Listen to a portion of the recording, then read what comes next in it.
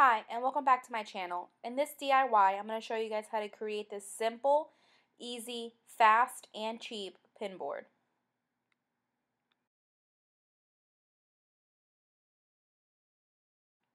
What you need for this project is some kind of frame. I bought mine at a yard sale, and I believe I paid $1 for both of them. And you can find these at Michael's, any craft store like that sells just the frame. They usually have them on sale too, so you can get a really good deal for them. But I just found these and I really liked them. I thought they were really pretty, and they actually had a picture inside of them, and I just popped that right out. Or you can use anything that you have around your house. You're also going to need chicken wire, and I'm using the 1/2 inch one, and this is the best one I feel for any size frame that you're going to be using. You're also going to need miniature clothespins, and I'll have a link for those down below if you're interested. You're going to need pliers, and most importantly, you're going to need a good staple gun. Let's get started. The first thing you want to do is go ahead and open your chicken wire, and you have to be super careful with this. It could cut you really bad, and it's really hard to kind of work with to maneuver it. If you have help from a husband, your mom, your dad, whoever, I would suggest getting the help. It is very hard doing it on your own. And I wanted to show you guys also a close-up of the actual label, because it's kind of hard to show it when it's all wrapped up. And I just got mine at my local hardware store, and I believe it cost me around $4, if that, and I have a ton left after completing my 2 frames.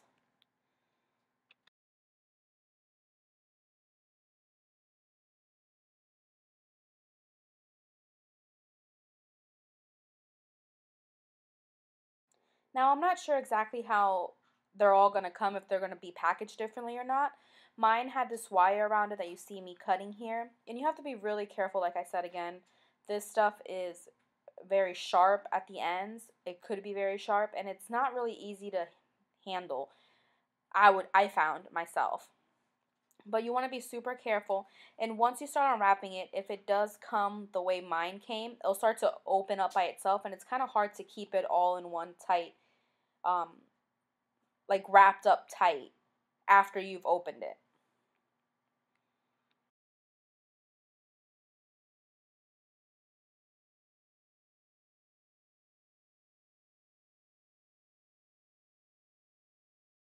Now, this is the part where I said it's kind of hard to handle on your own, and if you have help, to go ahead and ask for it.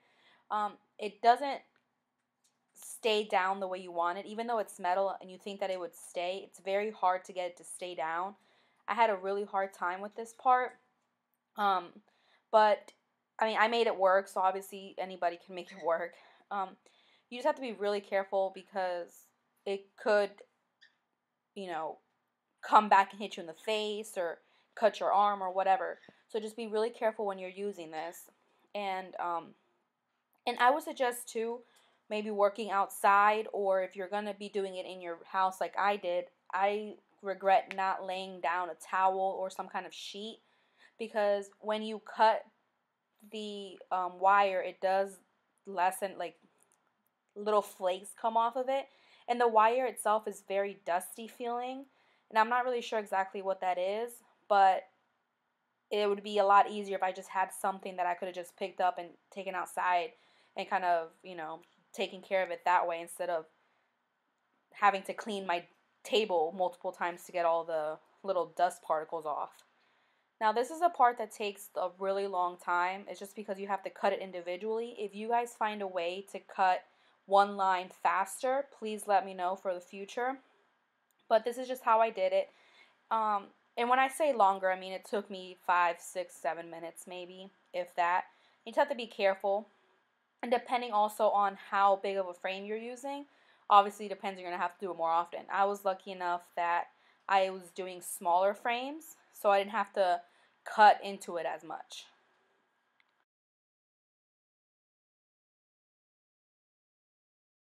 Now you want to flip over your frame, and you want to make sure to staple the chicken wire to the back of your frame. Obviously you don't want to do it in the front, because then it's very visible and people can see and it damages the frame.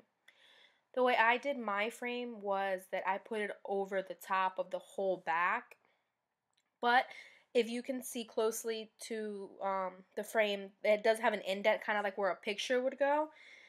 And if you want to put it in there, obviously that would also be fine. You just have to cut it to fit better. And I believe it would be harder to staple too. That's why I did mine this way.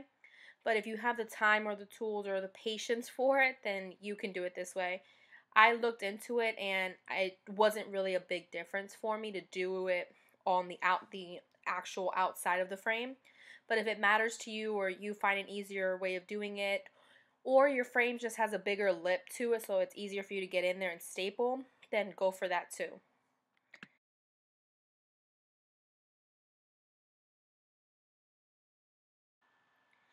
Um, just as a side note, depending on what kind of staple you're getting, depends on if you can change the levels. Like with me, I was able to change the levels with the staple gun that I have.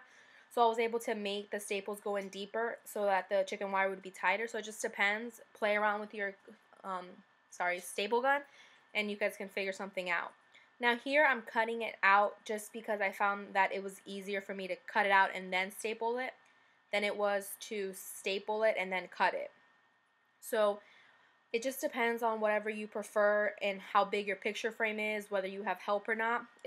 But this project can definitely be done by yourself. This is the finished product. I really hope you guys enjoy this video. Please don't forget to comment, rate, and subscribe. And if you have any requests for other DIY videos, please leave them in the comments below. And always check the description box for links. Have a great day.